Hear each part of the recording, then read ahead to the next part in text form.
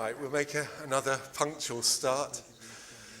Welcome to this spotlight session that's focusing in on the BERA-RSA inquiry into research and teacher education.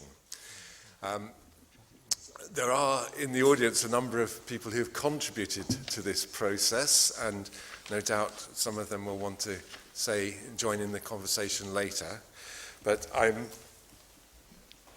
delighted to outline the programme. In the programme booklet, it says that the two names that are in there are my own and John Furlong.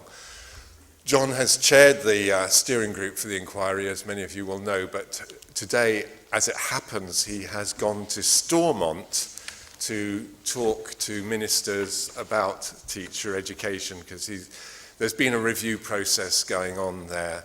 And so John can't be with us today, but we've got an illustrious panel nevertheless. I'm going to say a few words of introduction and then hand over to Chris Husbands, of this parish, as they say, the director of the Institute here, who's going to offer some reflections on how the report has been received and or its significance in the context of England. Aileen Kennedy from the University of Strathclyde is then going to do an equivalent job on the Scottish context, which, as you're probably well aware, is very different and comes out of the report in rather a different way than the English context. And then Jeff Whitty from Bath Spa University and Newcastle University in Australia is going to step back a bit further and reflect on the international relevance, significance, influence, impact of the inquiry and its report. We're hoping that each of us can stick to 10 minutes. I think I might say at the outset I'm the least likely to do that, because I claim a few extra minutes as chair and as introducer, but I'll do my best. But each of the others has said they can do their bit in 10 minutes. And then it'll be open discussion, except that there are a couple of people who, for particular reasons, have been primed to ask some questions right at the beginning of that open discussion. So they'll be a little bit privileged. They'll no doubt keep their comments short, brief. And then it really will then open out. And we hope that this session will lead not just to a kind of reflection on the process and the outcomes so far of the inquiry, but to further thoughts about influence and ongoing work that BERA might do by itself and or with other organisations. So that's the format. Is that okay? And we will start then by just reminding you about the inquiry. Some time ago now, I can't remember exactly when, was it January last year? We sat down and started defining these three questions, having decided in the wake of an earlier joint report from USET and BERA, which was written by a committee chaired by Jeff, that there was a major challenge to the research community arising from the changing policy context in teacher education all around the UK, albeit particularly in England. So we had those three questions that we, as a steering group, sat down to answer. We went into partnership with the Royal Society for the Arts, although the whole project's been BERA funded, I hasten to say. It's been a big investment for BERA, and deliberated on how best to pursue these questions.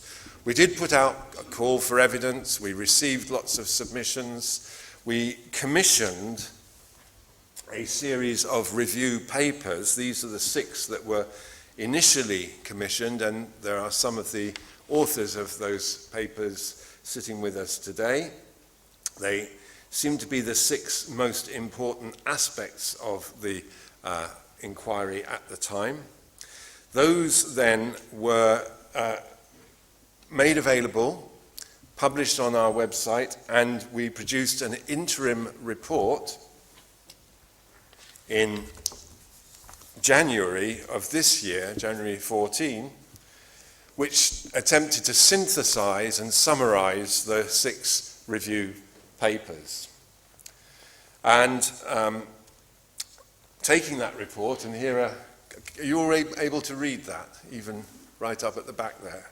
So I don't really want to read it all out, but these are the kinds of interim findings of the report. And just draw attention perhaps to that third one, where we had quite a strong emphasis in the interim report on clinical practice. And that became one of the topics that was much discussed in the subsequent process of deliberation and consultation, which took place around the UK with consultation sessions with teachers' organisations, higher education people, general teaching councils, Belfast, Cardiff, Edinburgh and London. And many points were discussed, but one of the ones that kind of was a little bit tricky was the notion of clinical practice. And you remember we'd had a paper, the first one under C, done by colleagues Catherine Byrne and Trevor Mutton on research-informed clinical practice in initial teacher education. By and large, most people really liked what they found written in that paper, but there was quite a lot of uneasiness about the terminology of clinical practice, particular kind of resistance or worry about appearing to emulate or imitate medical clinical practice. So as the process of consultation went on, the language, I think, began to change a bit. That's one example of how we were responding to the discussions. So by the time we got to the final report, which was drafted actually by Tony Breslin, who's one of the people who's going to help us in the discussion in a few minutes, he helped in the drafting of this. We had a lot of discussions about the appropriate language to use, bearing in mind that the whole intention of the project was to try and draw attention of a wider community to the serious things that were, what should we say, at risk, or the serious opportunities that might exist in developing a stronger relationship between research and teacher education. So I make an assumption, although I've got one or two summary slides from this, that most of you will have looked at it and hopefully read it in some detail. As well as publishing the report in May, we published a 7th review paper which attempted to fill a hole that we felt had emerged during the process, which was the authentic voice of practitioners in schools and colleges, the teachers themselves. And a team at University of Newcastle upon Tyne wrote that, and that's also been published. So, the findings in the final report, here's just a little flavour of them. We did think that the evidence established that the inquiry-based, or a term we used quite a lot, research-rich school and college environments are the hallmark of high-performing education systems. There is evidence that those two things are closely associated, the research-rich environment and high performance in fairly conventional terms. We distinguished, and in fact this was one of the elements that came out of the paper that Philip Accordingly in particular contributed, distinguished between teachers engaging with research, in that second point, and in research. And in the final report, we were very carefully trying to recommend that all teachers should have an entitlement to research literacy, i.e. an ability to engage with research and inquiry, but that there should not necessarily be an expectation that all teachers would be active researchers in their classrooms all of the time. Nevertheless, we argued, they would benefit from having the capacity to engage in such activity at appropriate times and in appropriate contexts. And so one of the overarching phrases that eventually emerged out of this process was the concept of research literacy. And there is a kind of annex or glossary in the report that tries to give careful definitions of all the terms that we did eventually adopt. We did want to make recommendations that would give us a sense of direction and further travel. We produced specific recommendations for each of the 4 UK jurisdictions because the policy contexts and indeed practices are quite different.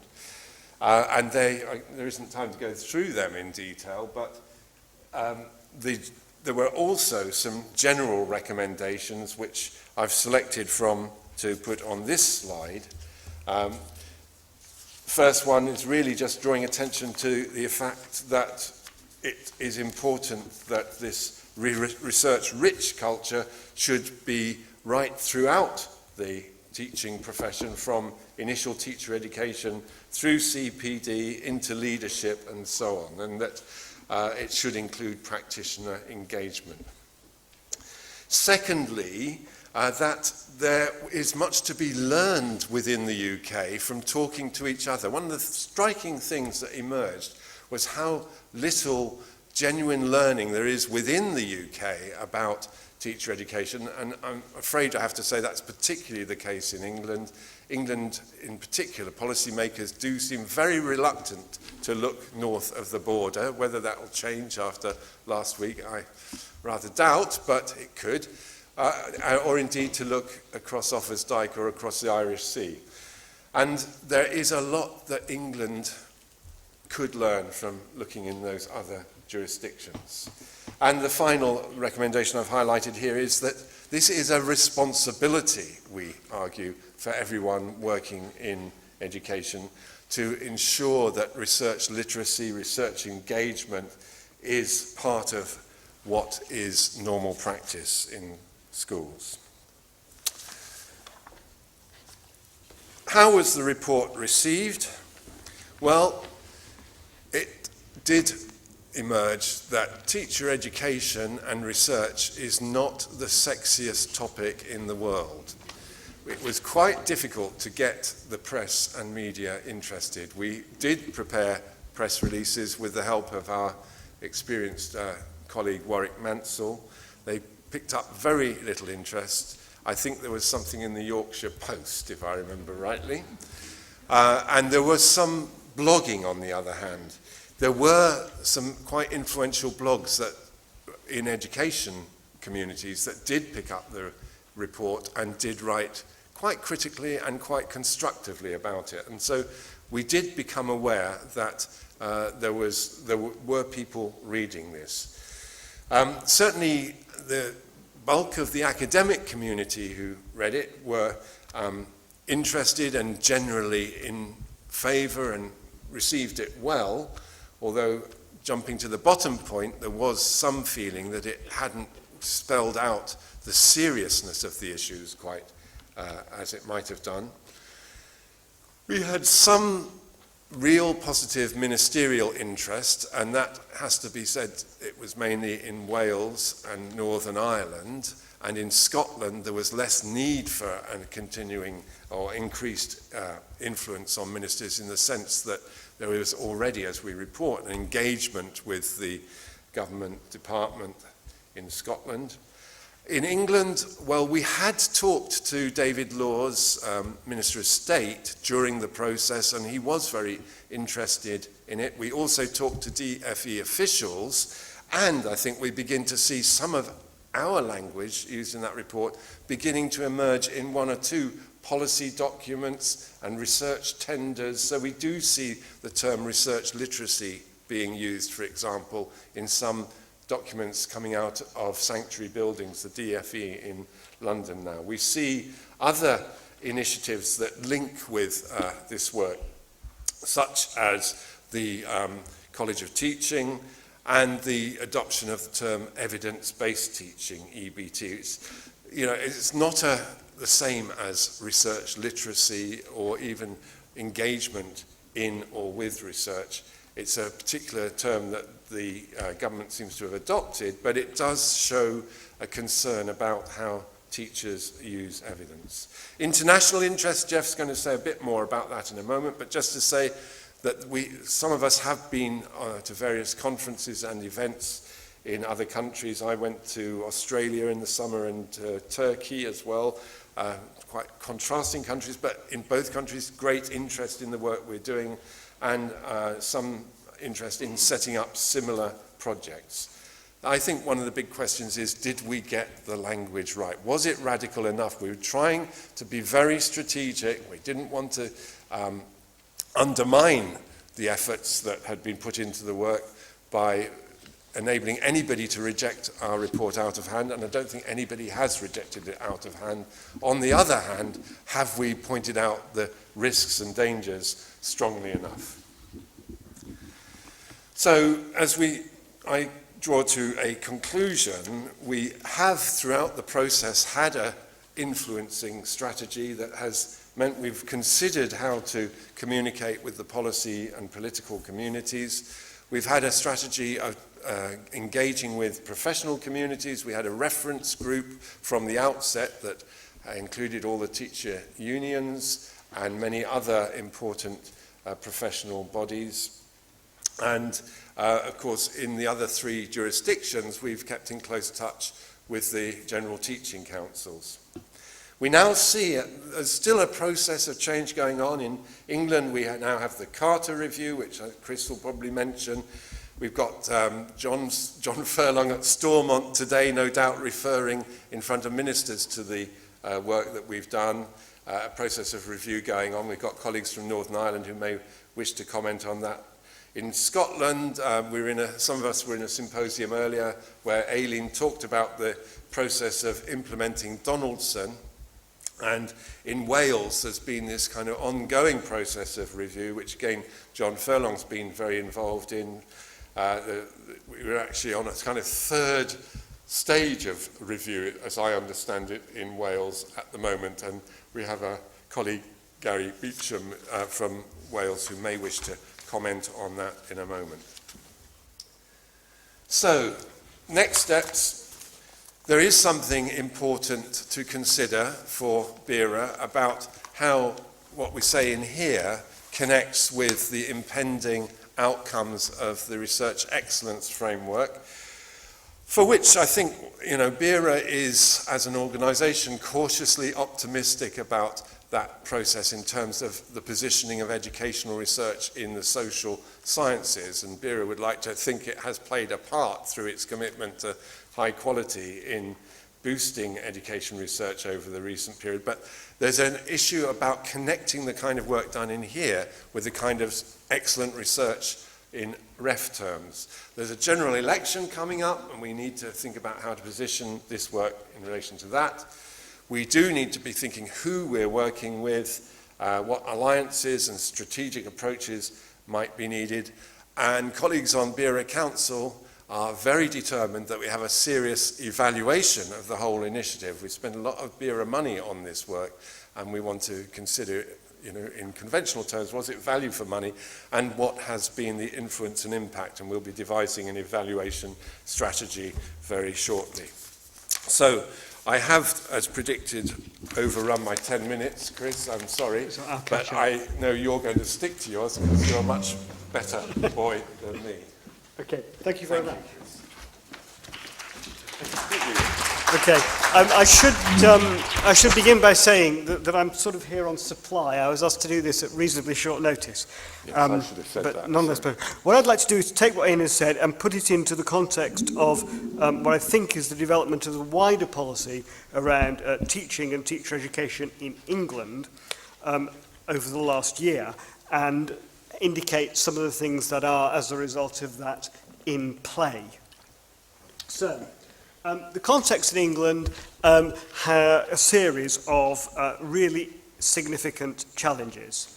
and you will all know this, but it's worth just saying a couple of words about them. So deregulation of entry into teaching with the abolition of the requirement that schools with academy status should employ teachers with QTS. The evidence suggests that relatively few have, but the interesting long-term issue that flows from that is that there is now no legal definition of what constitutes a teacher in English education. A teacher is anybody employed as a teacher by a school. And I think there are some consequences of that, and particular consequences if we go into a context of a college of teaching in terms of eligibility for membership. We're seeing the emergence of new providers of initial teacher education, including emergent academy groups providing training for their own workforce. And there's an interesting, quite challenging logic for that, with the notion of a profession renewing itself, growing its own, and certainly some of the academy groups to whom I've spoken explicitly talking about overtraining for themselves in order partly to supply other parts of the system, but also to create an employment market in those that they train. In 2015, the first undergraduates will emerge from their degree carrying £27,000 of tuition fee debt. And we're yet to see, I think we'll start to see the potential impact of that on recruitment to conventional initial teacher training in November this year. It has to be said that when I've discussed this with other Vice-Chancellors, there has been no impact yet on recruitment to four-year undergraduate programmes. So, interesting question about what the impact of the fee regime is likely to be. And flowing particularly from the emergence of new providers and schools training their own, a tendency to collapse, and you see this in School Direct, the relationship between initial professional preparation and employment. So stressing the employment-based nature of training, we see that in Teach First. It was intended to be a structural feature of School Direct. So some really significant challenges into which the BERA report comes. Now, when you scratch, that's a technical term, the discourse around research and teacher education, I think you get to four quite different ideas about the relationships between research and teacher preparation. So there are some versions, and I'll go through this incredibly quickly, that stress research as part of the knowledge base for teaching. So knowledge of research. Now what I've done in each case is to characterise generic and specific applications. So a specific application, knowledge of research, you see this, for example, in the views of the Minister of State for Schools, that all new trainees should know the outcomes of propositional research on how to teach systematic synthetic phonics. Research literacy, in that sense, is knowing what the research says in order to implement it. Somewhat more generally, see a lot of emphasis in teacher education programs at the moment in equipping students with knowledge of the principles, that's slightly different, of AFL as a basis for their application. Another model for research is that initial teacher education should model understanding of research processes. And again, I think you can see that generally and specifically, understanding how to critically appraise evidential claims, looking at the basis for claims about pedagogy, or, slightly more specifically, seeing initial teacher education as a locus in which we ask new trainees to undertake educational inquiry as a basis for professional learning. Now, we'll all situate ourselves in different places on that chart, and I don't want to advocate one rather than the other, but I think the different discourses that emerge from that mean that where you have responses to the report which welcome the notion of a research-led or a research-based profession, that can mean very different things. It can mean a knowledge base, it can mean a process, etc., etc., etc.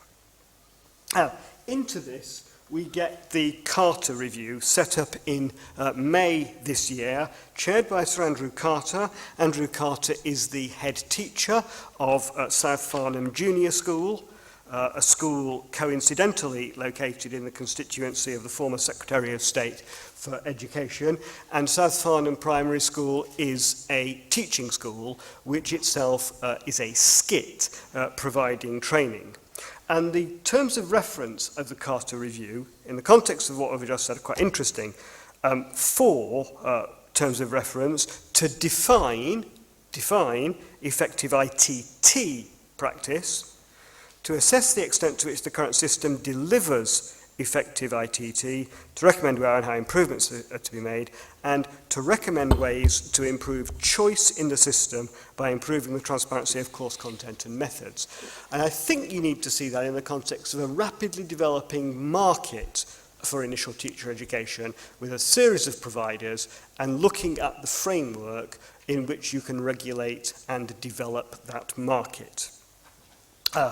The consultation period for the Carter Review closed last Monday, and this is one of the things that the IOE said in our submission to the inquiry. An imaginatively designed slide there, and I just want to quote one bit of it. It's the second sentence.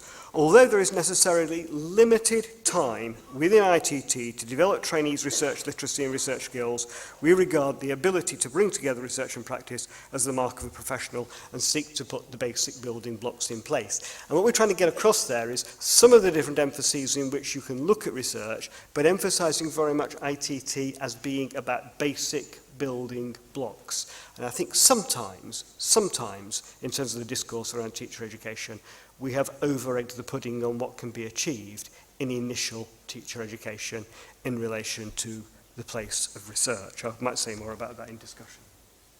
So what's in play? Partly in CART and elsewhere. I think there are 4 significant things in play. The first is the nature and status of qualified teacher status. Who should award it? One of the things Carter's been asked to look at is whether schools should award QTS, when it should be awarded, whether it should be at the end of a period of study or on a driving test model as when ready, so it becomes a process. And I think there are some interesting challenges and opportunities there. The second is clearly what is in play once Carter thinks about defining IT effective practice, is what is the knowledge base for initial professional practice, where that sits. And I don't have problems with the label clinical practice in a way that some people do. It's not because I think childhood is an illness from which children need to be cured, but I think the language of clinical practice is incredibly helpful and I think points us into some interesting directions. Clearly in play are the relationships between pre-service and early professional education, and the cliff edge at the end of training has been a very significant challenge for continuity between ITT, induction and early professional development. And it is possible that we might want to be able to start thinking about that in a new way. And what is certainly in play is the nature of the relationships between universities and schools. Almost everybody, including all SCITs, talk about partnership. I think there are some really tough challenges coming where budgets for teacher education are held. And at the moment, what effectively happens in most structures is that universities commission placements from schools. And what appears to be happening with the emergence of School Direct is a flip over, in which schools commission from universities. Now that feels a very uncomfortable place to be, but it is quite similar to the way in which nursing education has been constructed, in which universities are commissioned to provide certain services. The difficulty, of course, is doing this in any sense at scale, because I speak from the perspective of the director of the IOE, it would be a nightmare for us to manage 500 different contracts with 500 different schools for 500 different teacher education programs. But I think there's some really tough stuff coming about how this is like a slightly Marxist point, the economic basis of partnership. Who commissions from whom and on what basis? I think that's in play. I don't think it's clear where it's going to land. I think we face some really very challenging issues. Thank you very much.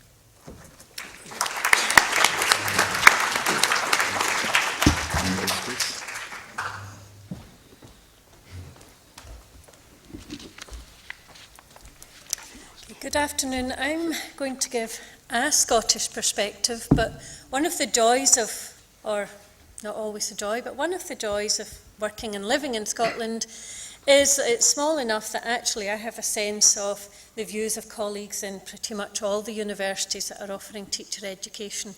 So I'm fairly confident that what I'm going to offer as my perspective is broadly in line with what colleagues elsewhere in Scotland might say. So some headline messages first of all. It is acknowledged within the Scottish context that the impetus for this inquiry is very much the English context. However, there is clear acknowledgement that we are pleased to see that the 4 jurisdictions within the UK have been taken account of differently in the report and indeed in the inquiry. It has been welcomed positively. The report and the Commission papers have very much been seen as work that has been done very thoroughly. But I think it's fair to say that engagement across certainly the university sector hasn't been particularly in-depth and hasn't been widespread. I suppose an example of that is when I went to some colleagues to say, I'm going to speak at this session, what's your perspective on how it's been received? And there was a almost look of guilt, I haven't really read it. But I think there are reasons for that, and it isn't about what's in the report, it's about our context. And it is the fact that the key messages from the report very much fit with the direction of travel in Scotland anyway, much or most of which has been precipitated through the Donaldson report. And there's a but that in some ways, while the report as a whole absolutely fits with the direction of travel, there is a sense in which the recommendations don't really recognise the nuances of the way in which education governance is happening in Scotland, and I think it's fair to say that that's changing as the Donaldson Review enactment progresses. And there's also the issue about the authority that such recommendations might hold in relation to the authority of other levers for change.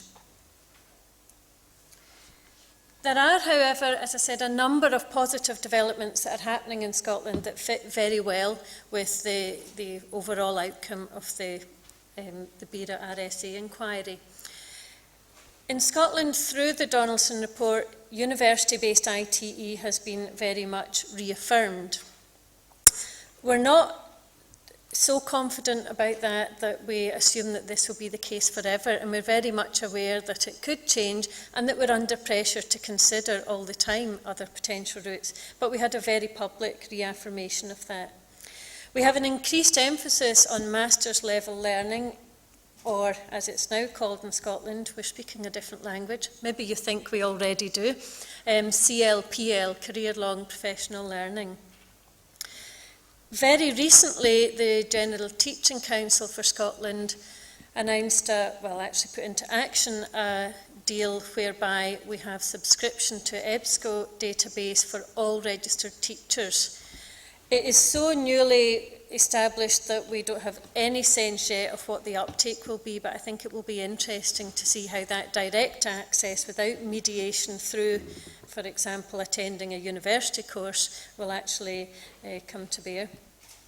And we have professional standards and we have the Donaldson report, which are very explicit about promoting research and inquiry-based practice. But we have challenges, and I'm rather upset to see that my number of challenges appears more than the positive things. I don't think that that's necessarily the case. But the role and the power of universities in their partnership approach to post-Donaldson is a worry, I think. The whole notion of partnership has been embraced not only in terms of how schools, local authorities and universities work, but how policy development works. And while some people might use the word partnership, others might use the word network governance.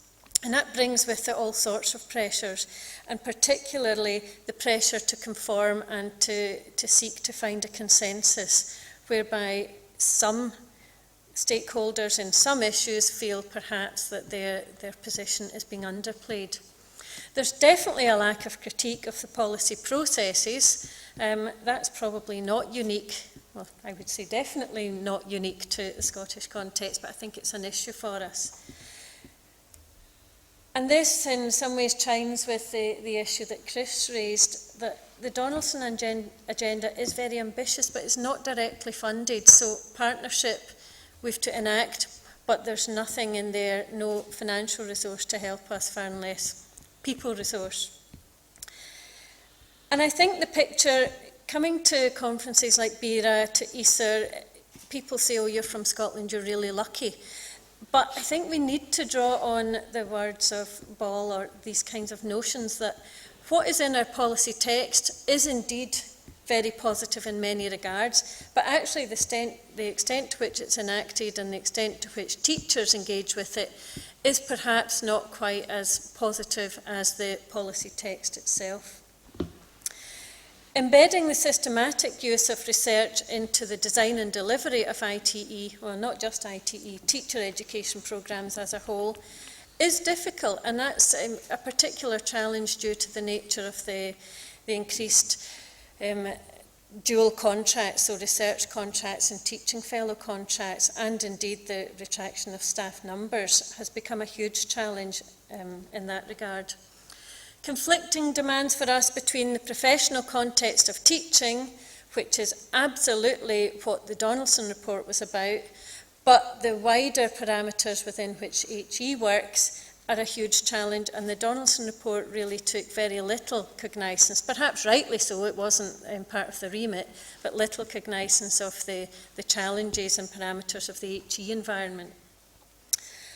And I think another challenge that everyone will recognise, that we have limited funding to develop and grow our research base in relation to teacher education, and that for us at the moment in Scotland it's very much responsive mode, particularly with our curriculum body, Education Scotland. If they wish a piece of work done, they will commission it, but we have no real local Scottish funding where we can go and say, we have an idea, this needs investigated, please can we? So possibilities, there are probably tons, but two main ones.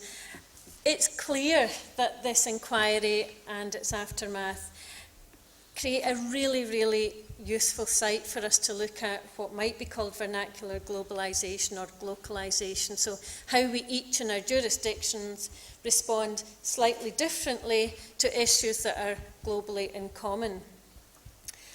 And from a Scottish perspective, there is a renewed sense of civic engagement that I didn't think was possible. And it's quite strange coming to England and not feeling it. And when it's more or less the same country, you would not believe how ordinary people are utterly engaged in public policy. And if we don't capitalise on this now, then we're absolutely crazy. And I think in all areas of public policy, there's capacity for us now to do things that we just didn't have in the past. So, conclusions. For the Scottish context, the inquiry absolutely provides validation of the current policy direction. It's another source, and in particular the 7 commissioned reports are really useful sources from which we can argue our case that this is absolutely fundamental, that research is fundamental to teacher education. And as Ian started off talking about, I think the capacity for cross-UK discussion is so important that despite, well, not even despite the variations in context, it actually is the variations in context that make it a really useful focus for learning. And it would be really good to think that the inquiry and report weren't done, but actually that they had some long-term impact in this regard. Thank you.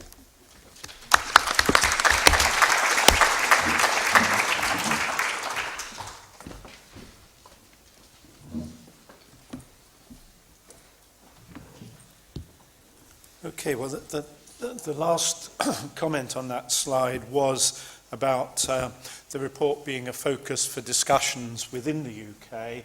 I'm really going to move on to talk about the extent to which the report has become a focus for discussions and developments elsewhere in the world. So,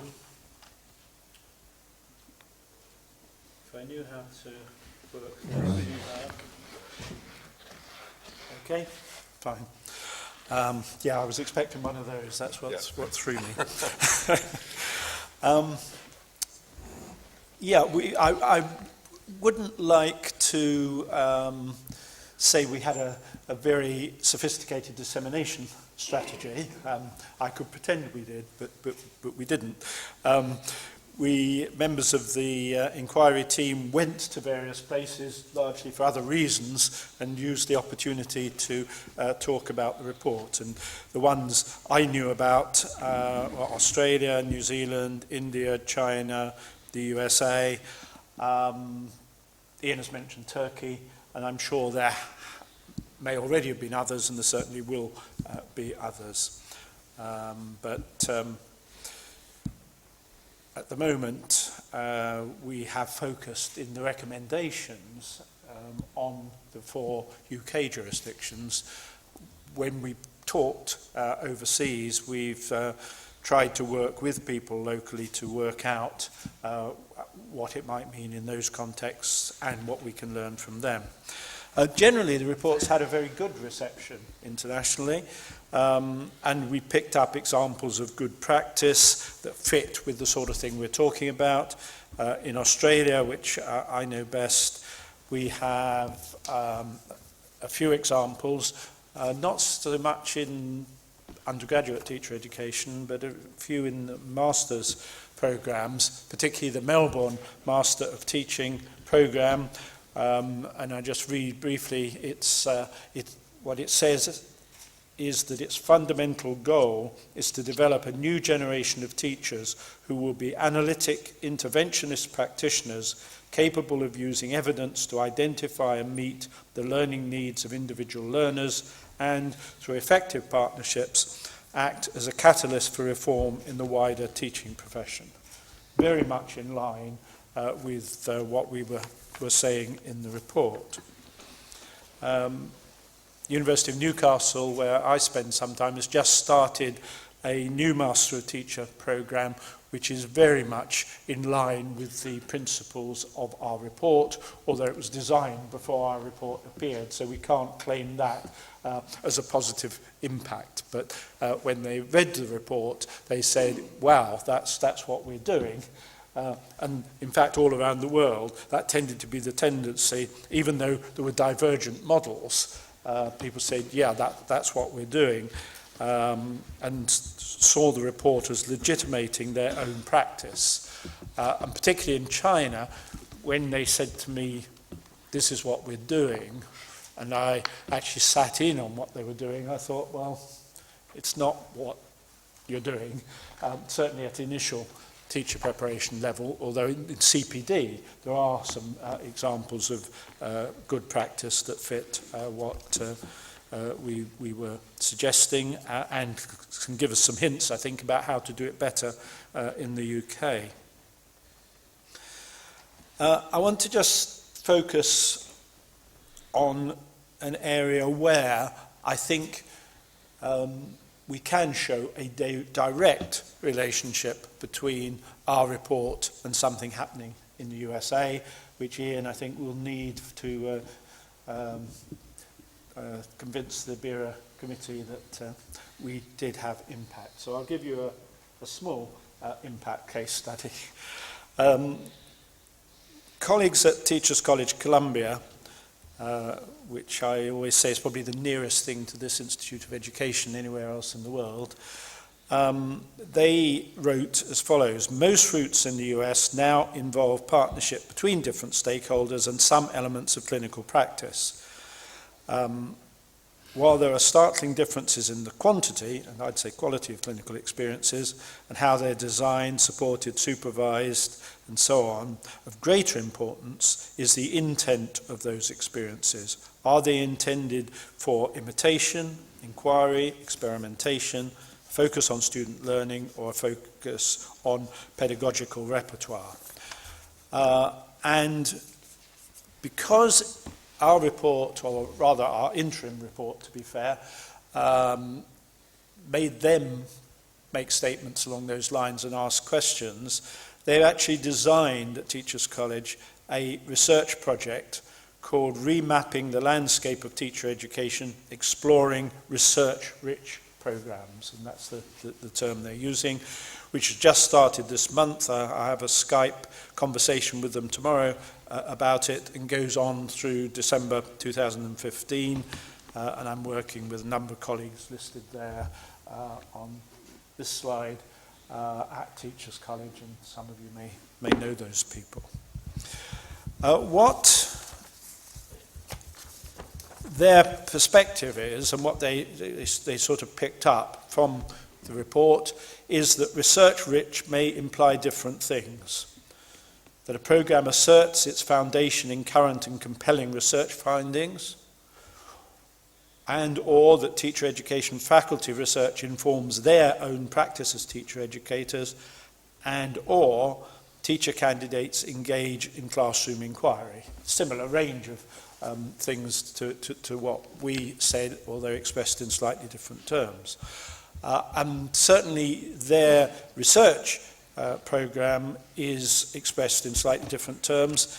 It asks the questions: how does a programme portray knowledge production? What forms of knowledge and knowledge production are valued in different types of teacher preparation programmes? And are teacher candidates' inquiry and knowledge production incorporated into programme curricula? So it's a sort of academization of the questions that we ask in our report. And the core research questions then become: what kinds of research and inquiry are pre-service and in-service teachers involved in? What kinds of knowledge and research production by beginning teachers are valued? How do teacher candidates understand the place and value of inquiry and knowledge production in teacher education? And how might we articulate and measure the effects that research-rich programs make on professional teacher formation? And of course it's that last one that is absolutely crucial, but the one that's most difficult to crack. But I mean, there is in our report something of a leap of faith that doing this stuff will impact on not only on professional teacher formation in significant ways, but then impact upon student learning in schools. So it's an ambitious research programme because it's actually doing some empirical inquiry, which our own inquiry didn't do.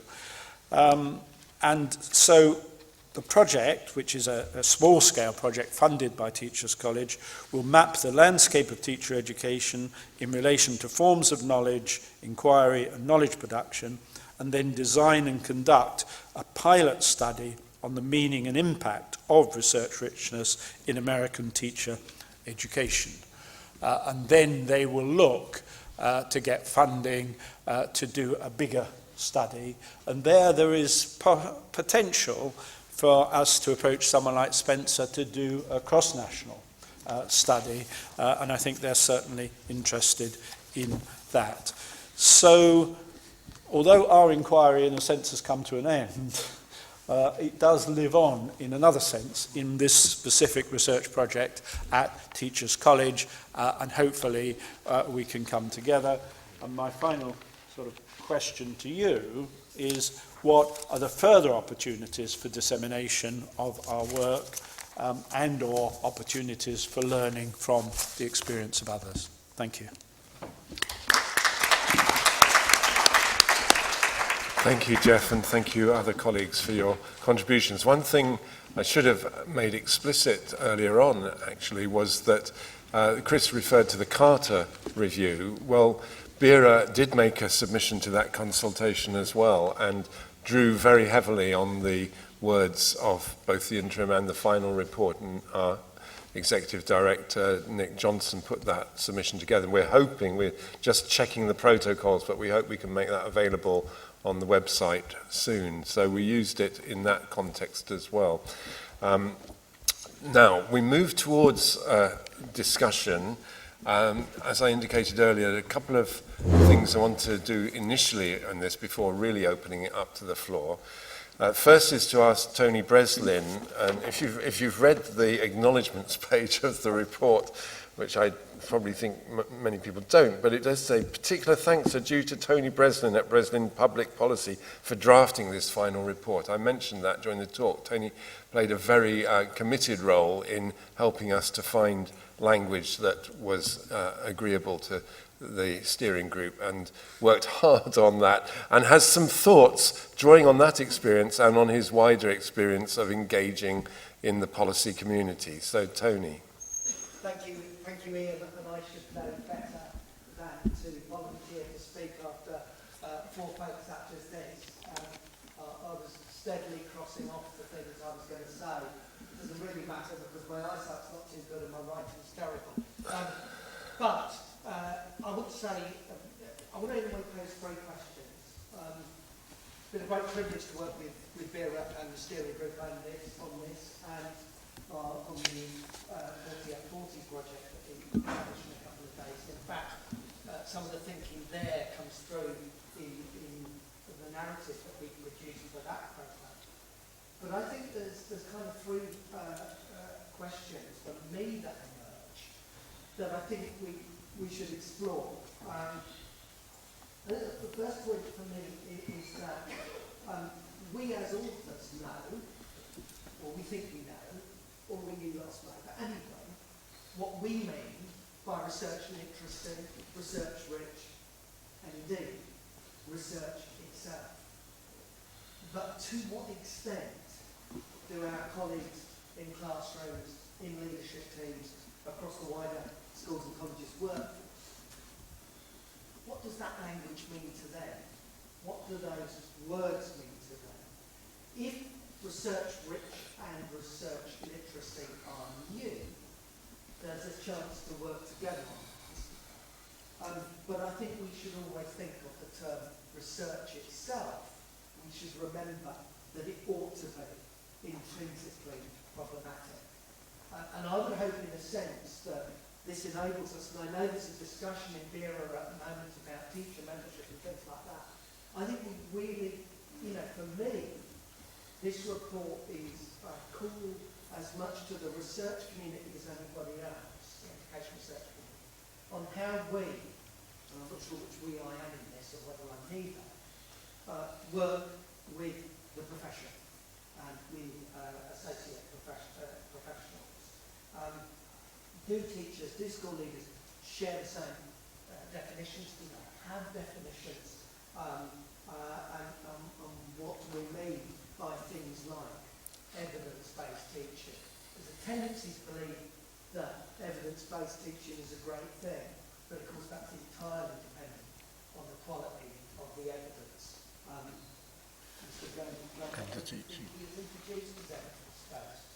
I'm not sure that we agree, and I'm sure other secretaries have stated like that. That's my first question. The second question is about how we operationalise this. So in practical terms, the big reaction that we got certainly informally, I should say my wife's a head teacher, a lot of our colleagues are in teaching and in school leadership, and they just looked back at me and said, time. They said, love it, time. That word kept coming back. And there's a real issue about how we create the environment in which the research-rich school can grow. And I think that we stop short of our responsibilities if we just put the great idea out there. Because in a way, then we're part of that down to the position of, well, here's the next thing you're going to do. You're now all going to become very research-rich institutions. How do we work with those at whatever one now calls the short base? How do we work to make that happen? should explore that. What skills, not just what skills and dispositions do we need in new qualified teachers, what skills and dispositions do we need to develop in the current teaching force. And we've got to remember that in some senses, those in leadership in the current teaching force entered the profession around the time I did in the late 80s, around the time of the arrival of the national curriculum. And we could argue that in many places there's almost an inverse relationship between autonomous curriculum development and the arrival of statutory curriculum. So how do we deal with that? Because actually, if the government had been true to the kind of reforms it announced, you know, all that stuff about giving teachers more freedom, would the profession have been able to use that freedom? So how do we work to develop those skills in the profession? But also, I think if we're going to work with the profession, we need a different set of skills. We need skills that maybe we haven't got at the moment. So this isn't just about our colleagues in the classroom becoming as good at that research as we are. It is about a real development of empathy across the professional research community, school leadership, college leadership communities, and the board of teaching community. And my third question, and taking Scotland as an example, every organisation with British or UK, certainly in its title, and many others too, pose real questions and real challenges and real opportunities by the outcome of what down here people tend to talk about what happened last week. Actually, what's happened over the last 2 years through the growth of a real complaint. And I hope in a sense, I'm sure we've got a long way to go, but I hope in the structure of the report, with recommendations for the whole and for the jurisdictions and so forth, I hope that we've begun to tread a path towards thinking in a kind of multi-dimensional and multi-jurisdiction way. And I hope we've begun to open up what Joe Halgerton, I think, used the phrase, how do we, the education director at the BERA-RSA, how do we make use of the natural experiment, and Ian alluded to this too, that is the United Kingdom, is these different systems. How do we turn merely looking at difference into real comparative research? There's an opportunity there to step in and get that right. But those are some questions, but I'm sure that will be right. Again, thank you for the opportunity, Ian, for working with the group. Yeah, thank you very much, Tony. Then, following that third point of Tony's, I'm keen also to make sure if there are views from the other two jurisdictions that we haven't actually focused on so far. I know we have colleagues from Wales and Northern Ireland in the room. Does anybody want to add anything from a Welsh perspective to make sure we... Yeah, Gary Beecham was one of the authors of our, what we call the Four Nations paper that we commissioned. Gary.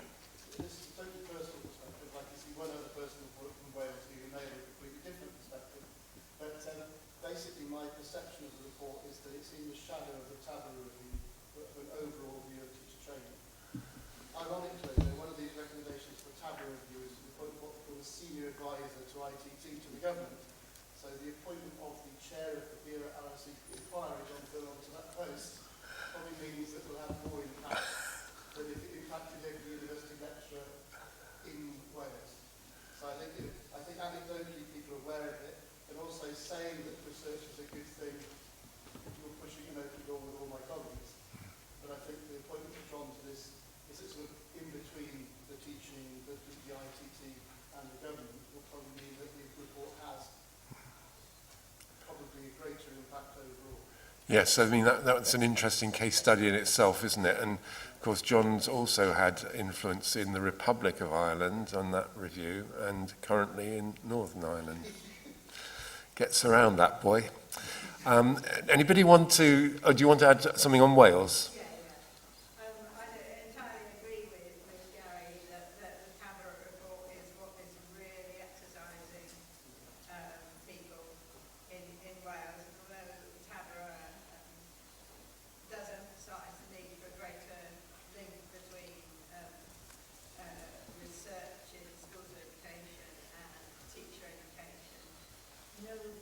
addresses the issue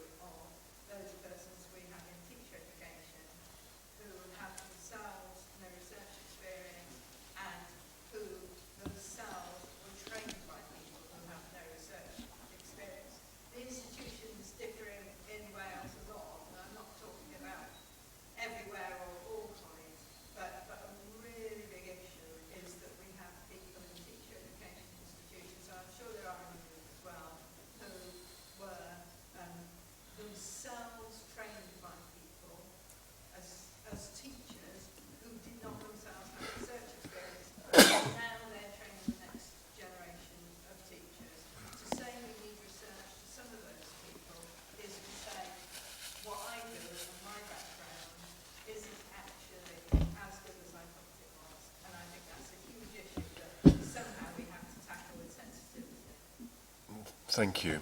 And is there anybody who'd like to offer a view from Northern Ireland at all? Paul, very kind of you, thank you.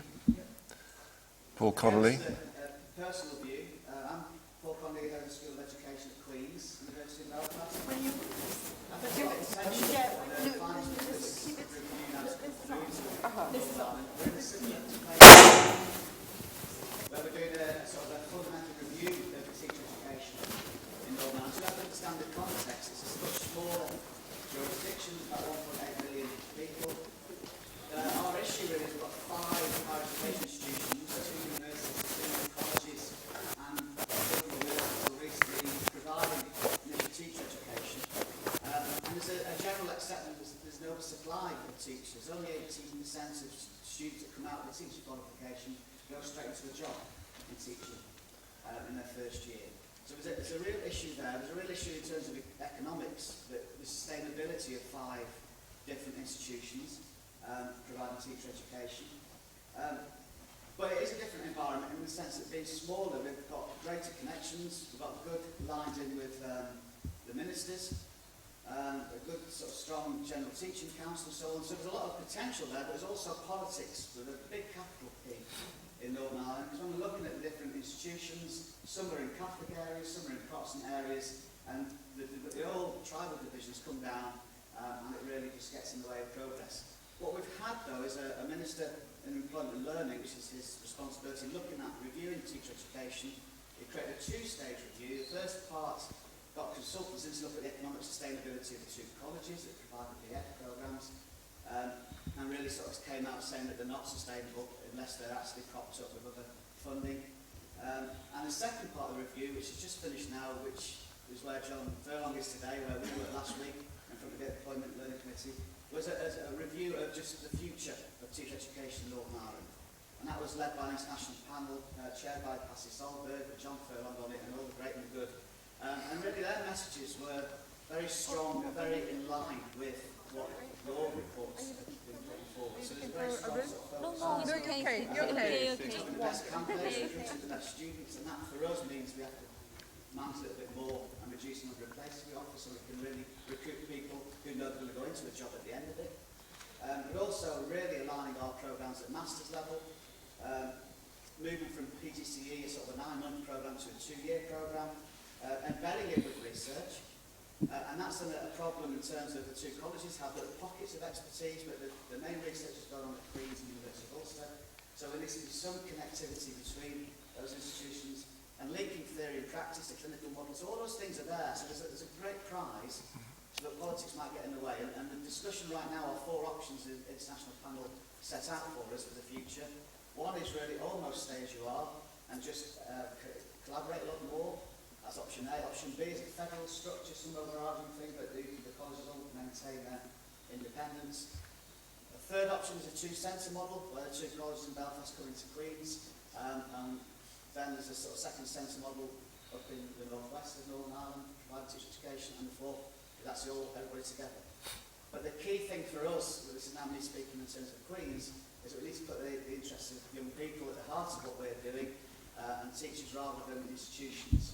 So whichever model we have, we really need to have connectivity, have research driving at the heart of what we do, and really so much more planned sort of strategy and connectivity there. But I think there's a lot of potential, but politics is still getting in the way. So I'll probably hear 5 years' time saying the same things, unfortunately. Well, thank you very much, Paul. And we know that the selection issue's gone on for quite a long time as well, and the teacher education's been reviewed several times now, hasn't it? So, but thanks for filling that in. So we have some picture now of the whole of the UK. Paul mentioning Passy Solberg reminds me that another bit of influence, when Passy came to London in May to give the first BERA annual lecture, he was waving a copy of our final report around several times during his speech and said that he would be using it in his work at Harvard University, where he's professor of professional practice. And for him, it's a kind of good riposte to what he calls the global education reform movement. So that's another encouraging sign. We're going to open up now to the floor. There is a roving mic has appeared, if people, or two of them, if people would like to use that. Could you indicate if you'd like to make a comment? We'll get a few in, I hope. Yeah, Philippa. Do you want to each introduce yourself when you start? Philippa Cordingley from the Centre for the Use of Research and Evidence in Education, and one of the authors. I want to thank you. I really enjoyed and been excited by this session and to hear of the work going on. I've just come back from a conference in Sweden organised by the Royal Society, an international conference about teacher professionalism and teacher quality. And there were 15 different nations making presentations and much resonance. But there was one challenge which is worrying me a lot and which I don't think we've addressed squarely, which Singapore had a really creative and interesting response to. And that's to do with the nature of the knowledge. So I was very pleased to see the way the Columbia studies addressing forms of knowledge. In Singapore, there are 3 strands of development, we were told. You can become a master teacher, you can become a specialist teacher, and you can become a school leader. And all 3, at the top of the peak, receive equal salary. So that the notion of the profession encompasses those who wish to lead institutions, those who wish to express and continually renew their knowledge about pedagogy, and those who wish to come at those things through the nature of in-depth knowledge.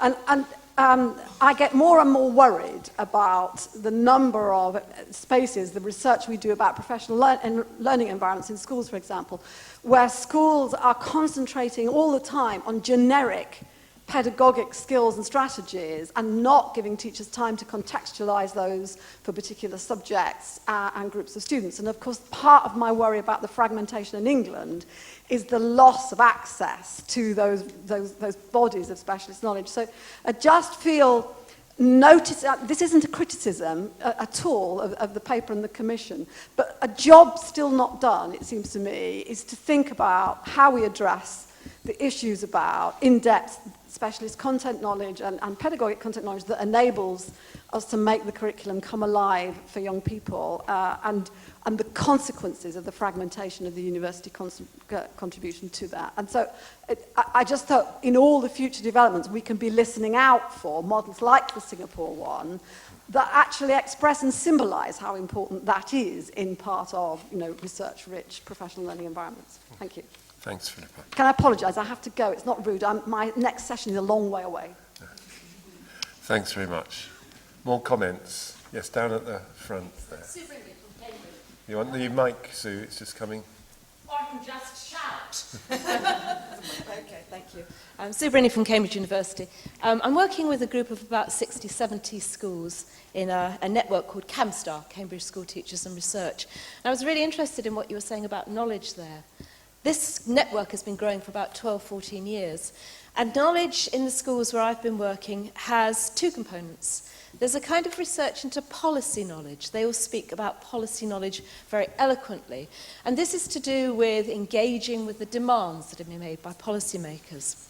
And the discourse there, to pick up on something that Chris was saying, is very clear and very articulate. And they're very articulate in talking about the policy knowledge. What I don't see happening as easily is the discussion on professional knowledge, the kind of knowledge that exists outside of policy demands, which to me characterises a profession rather than those who, in Kenneth Baker's words, are conduits for the policy makers. And so one of the things that I've been working with and intrigued to see develop with schools that I've been working with now for a long time is the notion of a discourse. And a discourse which moves beyond the knowledge about policy into the knowledge about pedagogy, knowledge, professionalism, teacher identity. And I have to say, this isn't something that happens straight away. Most schools that I work with initially are focused on how to do what they're required to do better. Because if there's anything that characterises teachers, it's a passion about making sure that students do the very best they can in the context they have. What is then intriguing to see is the development and the ownership of knowledge that is not to do with policy but professionalism, and to have those kinds of debates those critical engagements, those genuine thinking engagements, evident in the kind of work we're doing. Now, whether that constitutes an evidence-based profession, I would like to think that latter kind of knowledge absolutely does. I don't know if that would be agreed with many policymakers, but I'm very interested to see how BERA is going to address this notion of discourse, because it seems to me critical. Thank you, Sue. More comments? Yeah, in the middle there.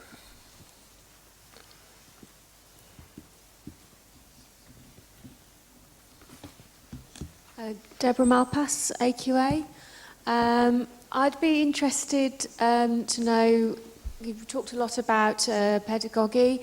What about assessment? Is there going to be, and could the assessment community actually help with initial teacher training to help teachers understand assessment, seeing as nowadays so much of their outcomes, and including now we've got performance related pay, is based on assessment, so there's that issue.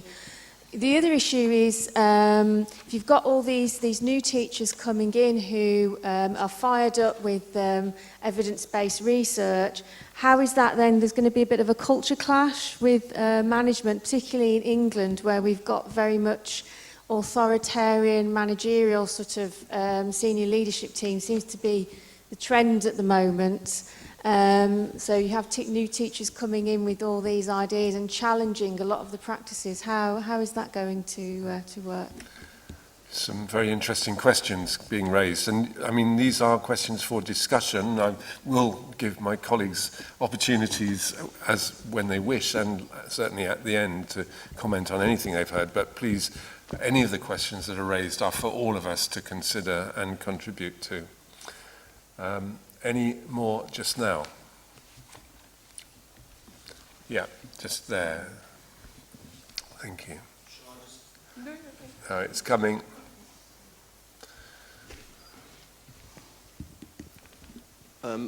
Pete Sorensen from University of Nottingham.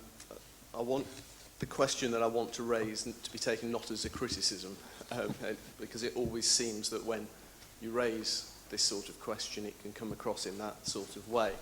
And I want to get to the crux of not radical enough, and to ask the question about how, as an organisation, that BERA might take stances that run greater risks in relation to the big P word of politics and stances. You seem to be sort of alluding to the problem of just getting put outside. We've had this debate a lot over the years. It was a debate around when the USEP BERA report came out.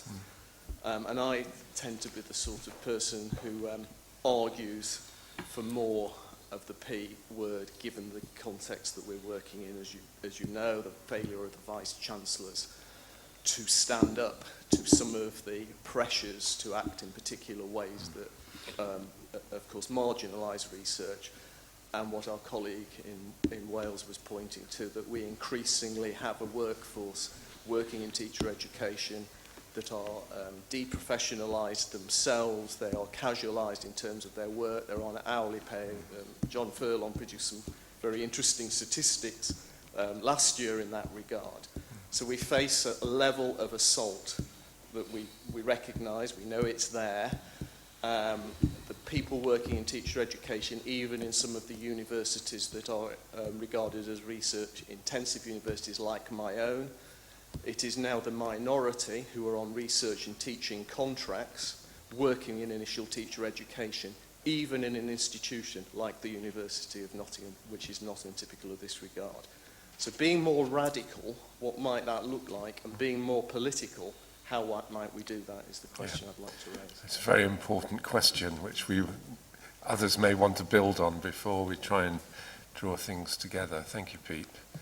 Any more points?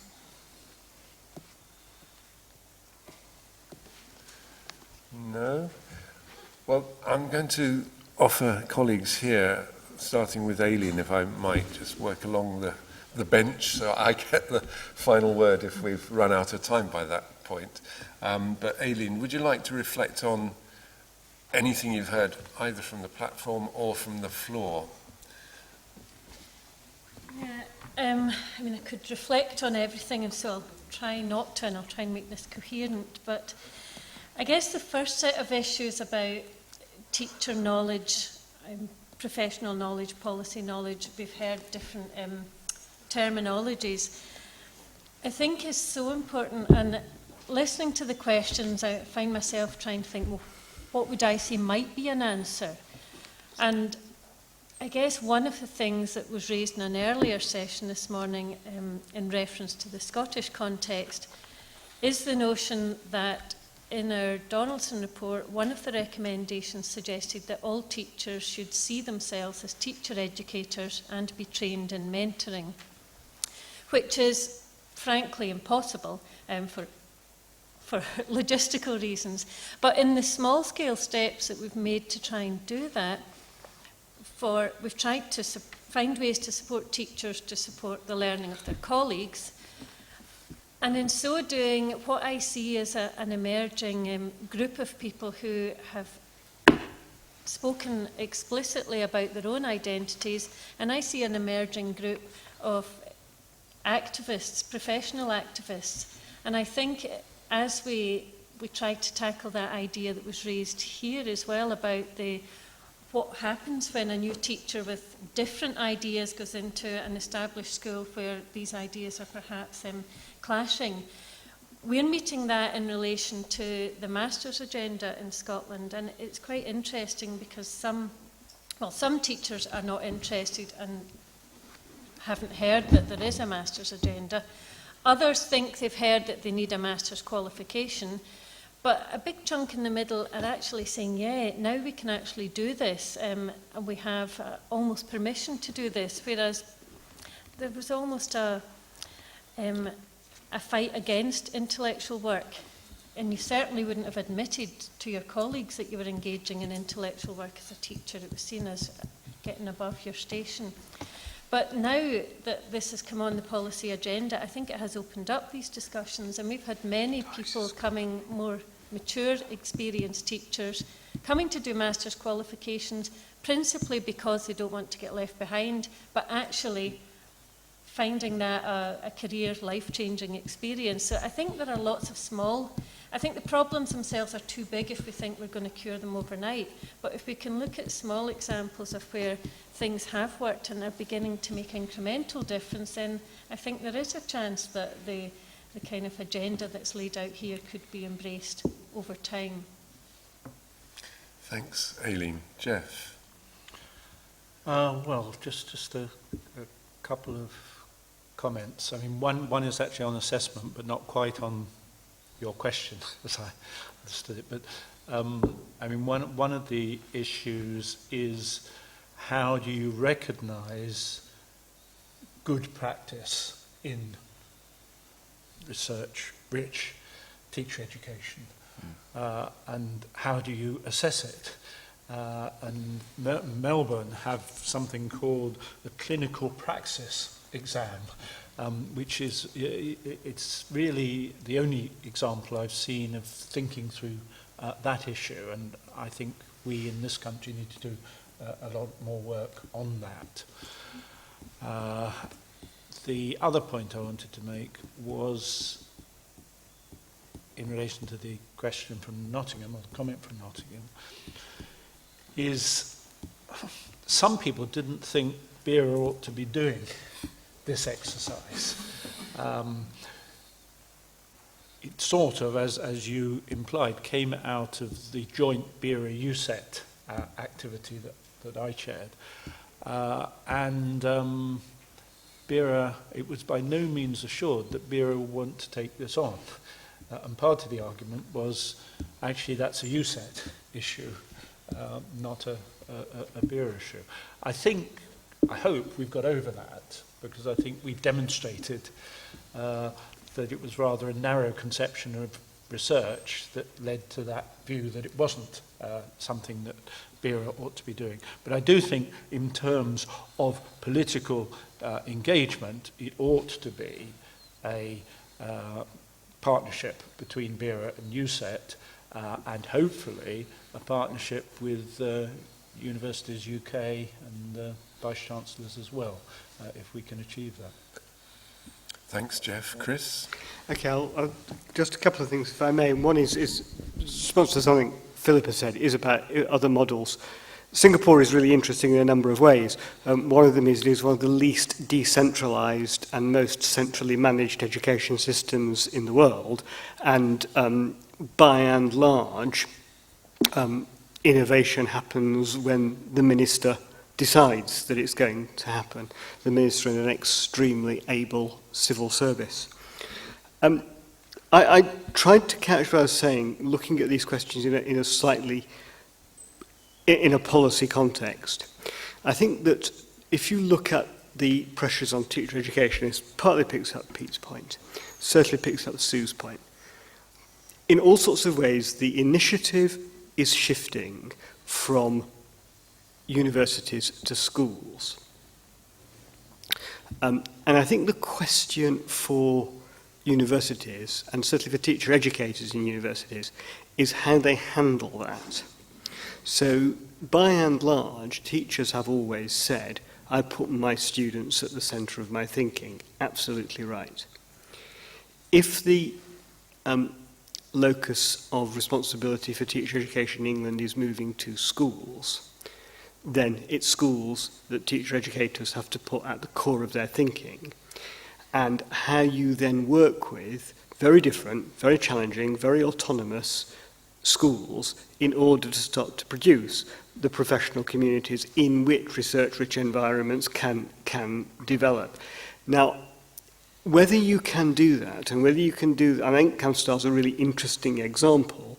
The fact is that it's a reasonably isolated example, and we have not yet found out how to do these things at scale.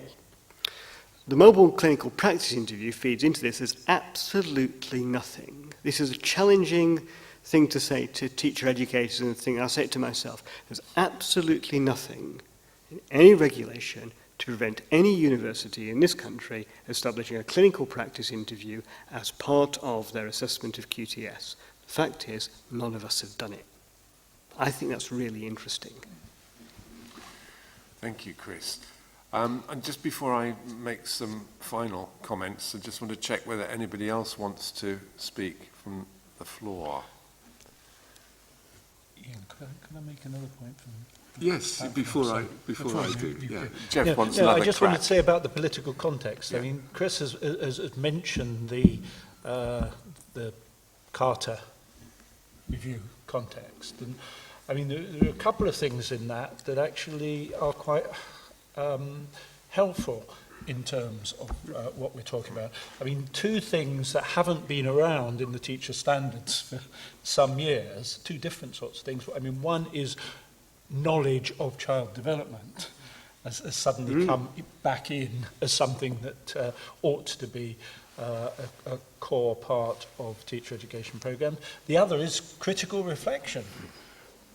Who would have thought that the review set up by this government was going to actually say that critical reflection is a core part of teacher preparation? Yeah, thank you.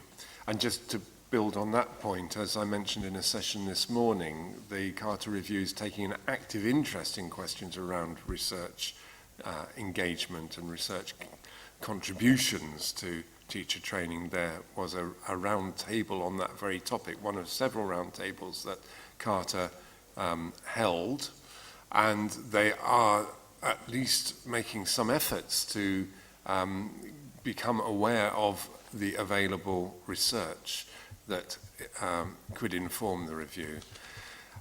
So that there are some positive signs there in the English context.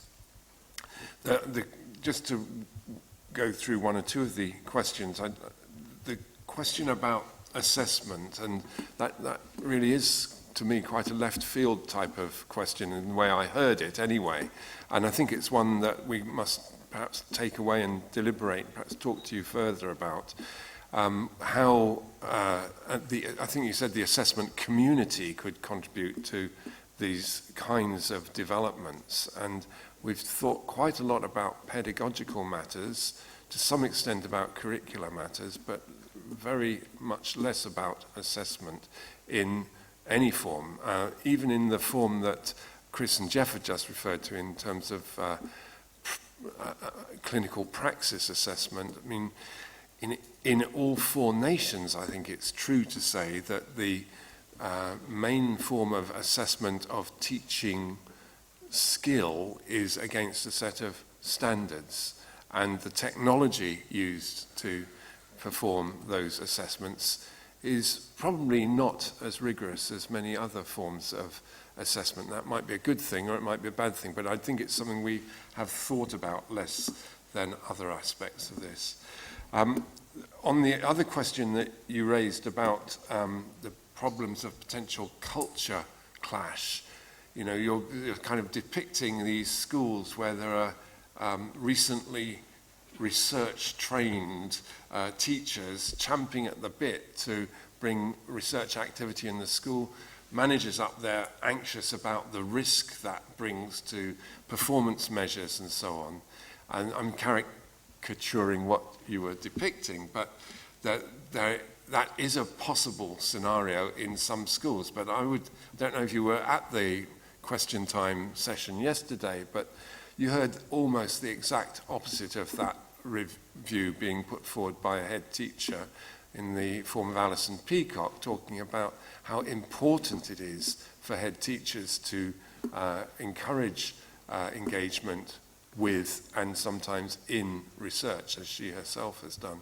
And that's why I think one of the recommendations in the report that is so important is it's about engagement at all levels in the system, not just in the schools, but across the wider system. So there is a risk of that, particularly as league tables persist, although the panel yesterday, most of them would have done away with them straight away, and as performance measures of teaching encroach further, there is a risk of that. But let's remember there's another way. On Pete's questions, the one about BERA and what we can and can't say, this is a discussion that we repeatedly visit. If I could contrast with USET, USET is, of course, an institutional membership organisation with a wide range of members, ranging from very, very old research-intensive universities to very, very new teaching-intensive universities. And that has always been the reason, in my understanding, that USET has been very considered in any political, small p or big P, interventions that it has made. The problem for BERA is different but similar. BERA is an individual member organisation, so we have, you know, whatever it is, last count, 1,600 members who are each individually signed up to BERA, and each of those members does have their own experience and indeed their own views. What the kind of general holding position for BERA has developed into is that the president is trusted to try to assess the general mood of the membership on important issues and is able to make statements on behalf of BERA, but of course at risk of decapitation if he gets or she gets it wrong.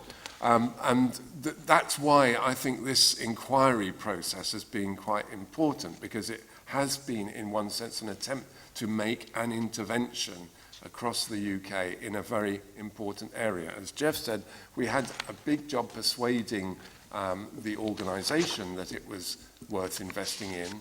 We were determined not to be, as it were, laughed out of court when we, as you remember, particularly in the English context, the attacks we'd had on educational researchers, indeed on academics generally, from the current government, the blob and all that. So we wanted not to be, we didn't want to be on the front page of the Daily Mail in that kind of way. but we're quite keen to try and get on the front page of The Guardian in a more constructive way. But And as for the Daily Telegraph, that would have been... well, I was trying to use just, two extremes. And the other point, Pete, of course, when you start talking about casualisation, which is a huge problem in many education departments, and working conditions, we do have to think, what is the prime organisation that should be fighting about that? It isn't BERA, which is a learned society. We may wish to comment on the threat to educational research that invokes, but it is the trade unions that have got the responsibility and have got our membership fees, and we should be working with them. So I do take the point, and be assured it's something we continue to try and get right, but we have to think of the association in the wider political context and in relation to other organisations. Final point on this, that USET, yes, this came out of a joint USET-BERA initiative, but we decided to go it initially alone and then into partnership with the RSA, a different kind of organisation. But we do certainly intend to continue to work with USET on the issues, and indeed at the annual conference of USET in November, Joe Hallgarton, who was mentioned by Tony earlier, the education director of the RSA, who was a member of our steering group, will be doing one of the keynotes, and I expect he'll be quite challenging and well worth hearing. I've got one final point, which is the kind of paradox for BERA at the moment of trying to broaden the research base, the educational research base in the UK. And that does mean extending beyond the traditional core of BERA membership, which is in the universities and in particular the departments and schools of education.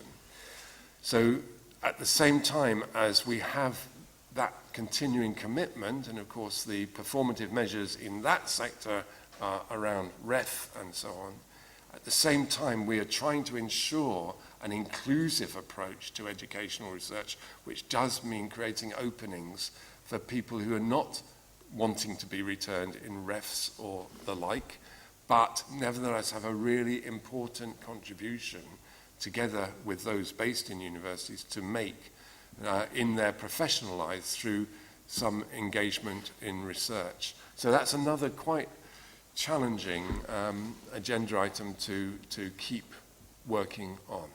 So I hope, overrun by a couple of minutes with me, I'm afraid, sorry again. I hope you found that stimulating. I'm sure we found the questions stimulating. I'd like to thank my colleagues for preparing, some at really quite short notice, to take part in this spotlight session.